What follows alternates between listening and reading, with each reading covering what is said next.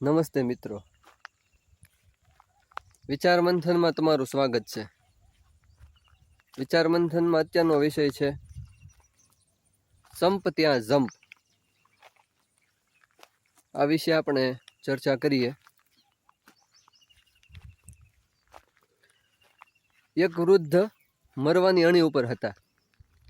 એક વૃદ્ધ માણસ ખાટલા વશ હતા અને મૃત્યુ પામવાની અણી ઉપર હતા. એમને 4 દીકરા હતા. એમણે ચારેને બોલાવ્યા અને કહ્યું, જુઓ, સામેના ખૂણામાં લાકડાની ભારી છે. એમાંથી એક લાકડાનો ટુકડો કાઢો, એક સોટે કાઢો. ટૂંકમાં એક દીકરાને કહ્યું. એમણે નાના દીકરાએ એક લાકડી કાઢી અને વૃદ્ધે કહ્યું, હવે એને ભાંગી નાખો. તો પેલા છોકરાએ ભાંગી નાખી, એ ભાંગી ગઈ. પછી વૃદ્ધે બીજા છોકરાને કીધું અને બીજા દીકરાને કે હવે જે સામેનો ભારો છે એમાં જે બધી લાકડીઓ ભેગી બાંધેલી છે એને એક સાથે ભાંગ. પેલા દીકરાએ ઘણી મહેનત કરી, દાદાના પેલા છોકરાએ, પણ એક સાથે જે લાકડાની ભારી હતી એ ભાંગી શકાય નહીં. પેલો એક એક કરીને ભાંગવા લાગ્યો તો વૃદ્ધે ના પાડી કે એમ કરવાનું નથી, એક સાથે ભાંગવાની છે, ભાંગે તો તારાથી. તો દીકરાએ જવાબ આપ્યો છોકરાએ કે બાપુજી, મારાથી એક સાથે ભાંગી શકાય એમ નથી, તમે કહો તો એક એક કરીને તેના ટુકડા કરી નાખું. વૃદ્ધે કહ્યું, નહીં, તેને એક સાથે જ ભાંગવાની છે. ઘણી મહેનત કરી પેલા છોકરાએ, પરંતુ એક સાથે જે લાકડાની ભારી હતી એ ભાંગી શકાય નહીં. ટૂંકમાં વાતનો સાર એમ કે જો એક લાકડાનો જે ટુકડો હતો એ ભાંગી ગયો અને જે લાકડા ભેગા હતા જેની ભારી હતી એને ભાંગી શકાય નહીં. વૃદ્ધે છોકરાઓને છેલ્લી શિખામણ આપતા કહ્યું કે સાથે રહેજો, સંપીને રહેજો. તમે જો સાથે હશો, સંપીને રહેતા હશો તો બહારનો કોઈ માણસ તમને તોડી શકશે નહીં, એનું ધાર્યું કરાવી શકશે નહીં. ભેગા રહેજો, ગમે તેવી સમસ્યા આવે ભેગા રહેજો. અને વૃદ્ધે પોતાની આંખો મીચી દીધી. આ દુનિયામાંથી વૃદ્ધે વિદાય લીધી. તો આપણા માટે પણ આ વાર્તા પ્રેરણા આપે છે કે આપણે પણ પોતાના ભાઈઓ સાથે, પોતાના મિત્રો સાથે, પોતાના પડોશીઓ સાથે, પોતાના સગા સાથે સંપીને રહેવું જોઈએ. સંપ ત્યાં જંપ. જ્યાં સંપ છે ત્યાં શાંતિ છે, ત્યાં સુખ છે, ત્યાં સમૃદ્ધિ છે, ત્યાં વિકાસ છે, ત્યાં બધી સવલતો છે.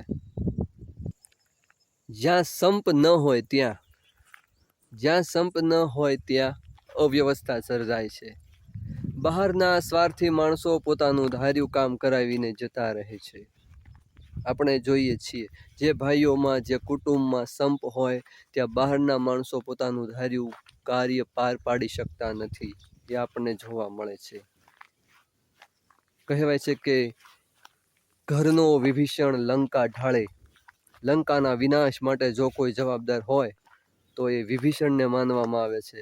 મોટા ભાગના કહે છે કે વિભીષણ, આપણને પણ ખબર છે, મોટા ભાગના વિદ્વાનોનું કહેવું છે કે જો વિભીષણ ભગવાન શ્રી રામના પક્ષે ના ગયા હોત ને ભગવાનની મદદ ના કરી હોત તો એ લંકાનો નાશ થાત નહીં. કારણ કે મોટા ભાગના લંકાની અંદર જે રાક્ષસ શૂરવીરો હતા એ બધાનો મારવાનો ઉપાય, તોડ વિભીષણ પાસે હતો. બધાના રહસ્યો, જેને ખબર, જેને કહી શકાય રહસ્યો, શૂરવીર યોદ્ધાઓ, મહાયોદ્ધાઓ, ઇન્દ્રજીત, કુંભકર્ણ, રાવણ, અહિરાવણ, મહિરાવણ, આ બધા શૂરવીર યોદ્ધાઓને મારવાનો ઉપાય ખબર હોય તો એ માત્ર વિભીષણને જ ખબર હતી. અને વિભીષણે આ બધા ઉપાયો સમયાંતરે રામ અને રાવણ વચ્ચેનું યુદ્ધ જ્યારે શરૂ હતું, ભગવાન શ્રી રામ અને રાવણ વચ્ચે, ત્યારે સમયાંતરે જ્યારે જરૂર પડી ત્યારે ભગવાન શ્રી રામને વિભીષણે એ રહસ્યો બધા જણાવ્યા કે આ યોદ્ધાને આ રીતે મારી શકાય, અને આ રીતે પરાસ્ત કરી શકાય. અને સરવાળે શું આવ્યું, રાવણનો વિનાશ તો રાવણના મહાબલી યોદ્ધાઓ માર્યા ગયા. કારણ કે વિભીષણને એ બધાના રહસ્યની ખબર હતી, એમના મોતના રહસ્યની ખબર હતી. આપણા વડીલો આપણને ઘણી વખત સલાહ આપતા હોય છે, ભાઈઓ ભેગા રહેજો, ગમે તે થઈ જાય ભાઈઓ ભેગા રહેજો. આ એમની સલાહ, એમનો વર્ષોનો અનુભવ હોય છે.